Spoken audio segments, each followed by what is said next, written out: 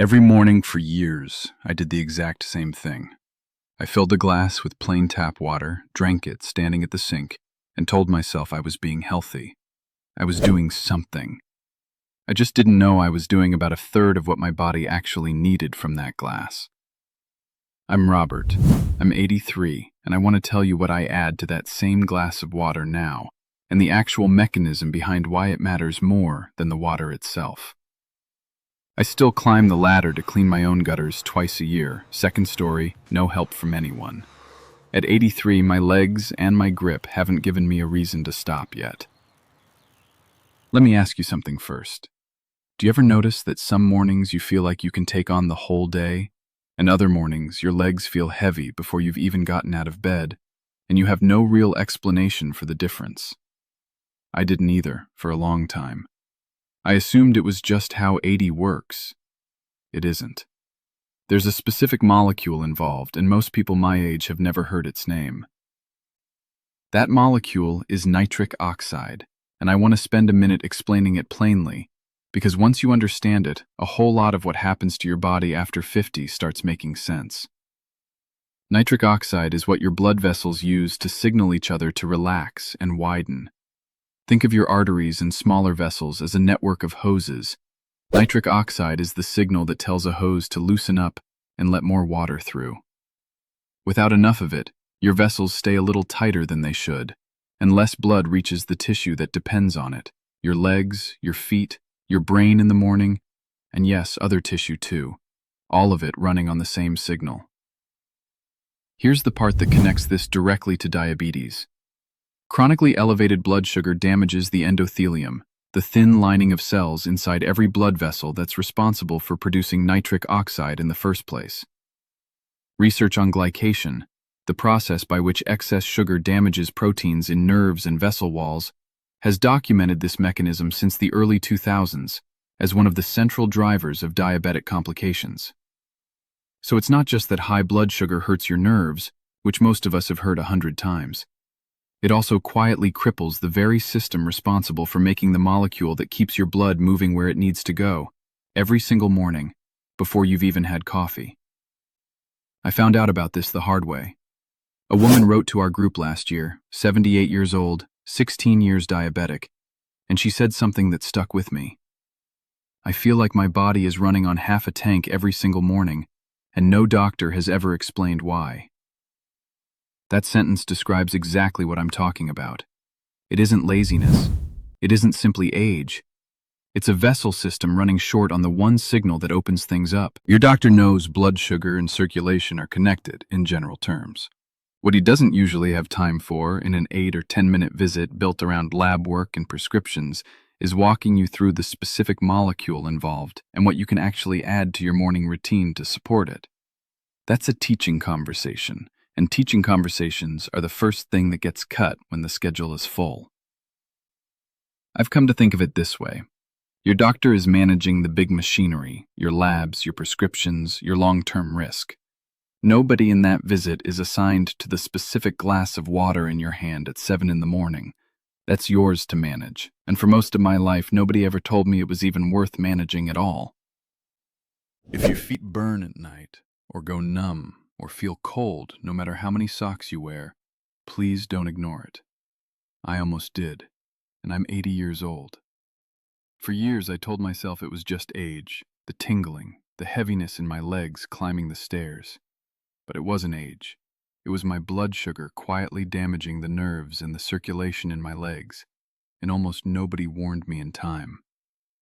If you let it keep going, those little signals turn into something you can't undo. I wasn't willing to lose my feet or my independence. So I started doing one thing every single day to help support healthy blood sugar and protect my legs. I'll show you exactly what in this video. And if you want the simple support I personally use, there's a free presentation linked in the description below. So here's what I add to that same glass of water every morning now. A teaspoon of beet powder, stirred in, or on other days a handful of fresh spinach or kale blended into the glass. Beets and leafy greens are among the richest natural sources of dietary nitrates, and research on dietary nitrates has documented their conversion in the body into nitric oxide, the exact molecule responsible for signaling your blood vessels to relax and widen. A study published in the journal Hypertension found that a single dose of concentrated beetroot juice was associated with measurable reductions in blood pressure within hours, attributed specifically to this nitrate to nitric oxide pathway. That's not a supplement claim. That's a documented physiological pathway working the same way in a glass of water as it does in a beet pulled straight from the ground. It costs about 30 cents a serving if you buy beet powder in bulk, or nothing extra at all if you're already buying spinach for salads and just blend a handful into your morning glass instead. This isn't an expensive routine. It's a habit built around something that's been sitting in the produce aisle the entire time. But let me be honest with you, because I promised myself years ago I'd never oversell anything to people my own age. One glass of nitrate-rich water in the morning is not a complete system by itself, and I'd be lying if I told you it was. Alongside it, I take a 10-minute walk most afternoons because muscle contraction pulls glucose out of the bloodstream through a pathway that works independently of insulin, and steadier glucose means less ongoing damage to that same endothelial lining responsible for making nitric oxide in the first place.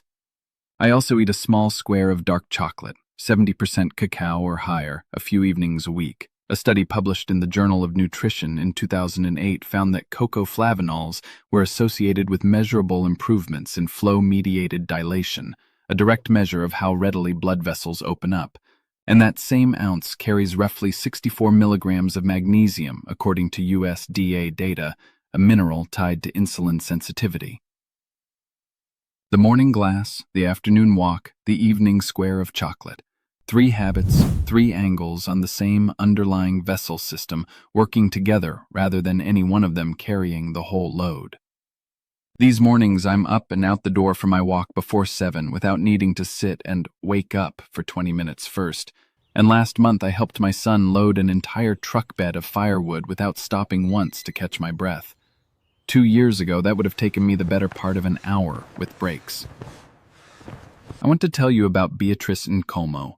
69 years old, retired school teacher from Durban, South Africa, 38 years in a classroom on her feet most of the day, and diabetes had been part of her life for over a decade by the time she found our channel. She told our group her mornings had become the hardest part of her whole day. She said she'd sit on the edge of her bed some mornings for 10 or 15 minutes, just building up the will and the energy to stand, long before she ever touched her tea. After she started adding a spoonful of beet powder to her morning water alongside her afternoon walks and her medication exactly as her doctor prescribed, she told our group that within about a month, her mornings felt noticeably less like wading through mud. She was careful, as I always encourage people to be, to say she couldn't separate out exactly how much came from the beet powder versus the walking versus simply feeling more hopeful about her routine overall. I share her experience as one woman's story, not a promise. Every case of diabetes carries its own history, and nothing here replaces what your own doctor has you doing.